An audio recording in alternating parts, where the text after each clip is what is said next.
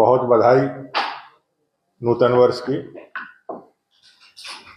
जैसा कि आपको बताया गया कि पार्टी की तरफ से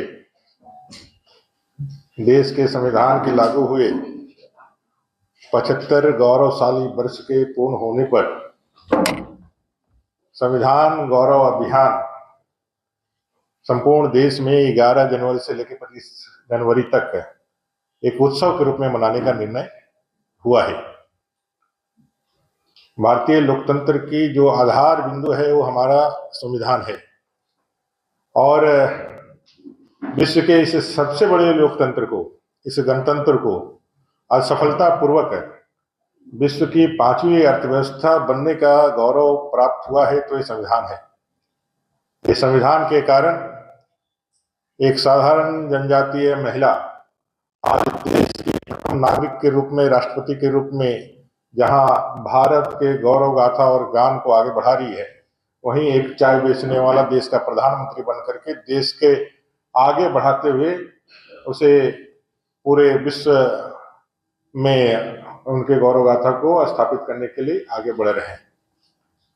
एक आम आदमी के जीवन में परिवर्तन लाने वाला, हजारों सालों के गुलामी से देश को बाहर निकाल करके एक नागरिक के रूप में उसकी संप्रभुता को अखंडित रख करके एक संप्रभु बना करके इस भारत को महान बनाने में जो योगदान संविधान का रहा है और इस संविधान के निर्माता के रूप में डॉक्टर बाबा साहेब आम्बेडकर का जो योगदान रहा है वो किसी से छिपा हुआ नहीं है। लेकिन अभी भी संविधान और संविधान के रचयिता बाबा साहेब आम्बेडकर के विषय में पूरे समाज में जो चेतना, जो उनका विचार लोगों के बीच जाना चाहिए वो अभी तक उस रूप में नहीं गया है।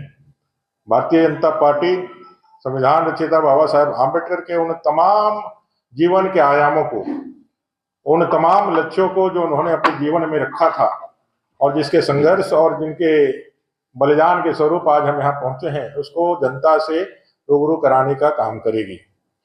बाबा साहेब आम्बेडकर का संविधान के निर्माण के समय जो उनका राष्ट्रवादी विचार था वो कैसे प्रस्फुटित होता है वो भी लोगों को जानकारी होना चाहिए। कांग्रेस ने देश के संविधान के निर्माण में धर्म आधारित आरक्षण नीति लागू कराने का संकल्प व्यक्त किया था, लेकिन बाबा साहेब आम्बेडकर का ही प्रतिरोध था कि धर्म आधारित आरक्षण नीति नहीं बन पाई और उन्होंने एक वर्गीकरण किया जातियों का और उसके आधार पर आरक्षण दिया। बाबा साहेब आम्बेडकर के सम्मान को, बाबा साहेब आम्बेडकर के मान को भारतीय जनता पार्टी ने ही स्थापित की। कांग्रेस ने बाबा साहेब आम्बेडकर के मृत्यु उपरांत, महापरिनिर्वाण के उपरांत दिल्ली के अंदर 2 गज जमीन भी नहीं दी उनको अंतिम संस्कार करने के लिए। उनको अपने अंतिम संस्कार करने के लिए उनके श्रद्धालुओं को बॉम्बे जुहू तक जाना पड़ा।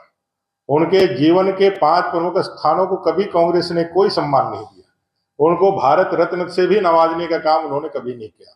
वो जब जीवन में थे, अपने सशरीर थे, उन्होंने जो भी चुनावें लड़ी उसको कांग्रेस ने हराने का काम किया।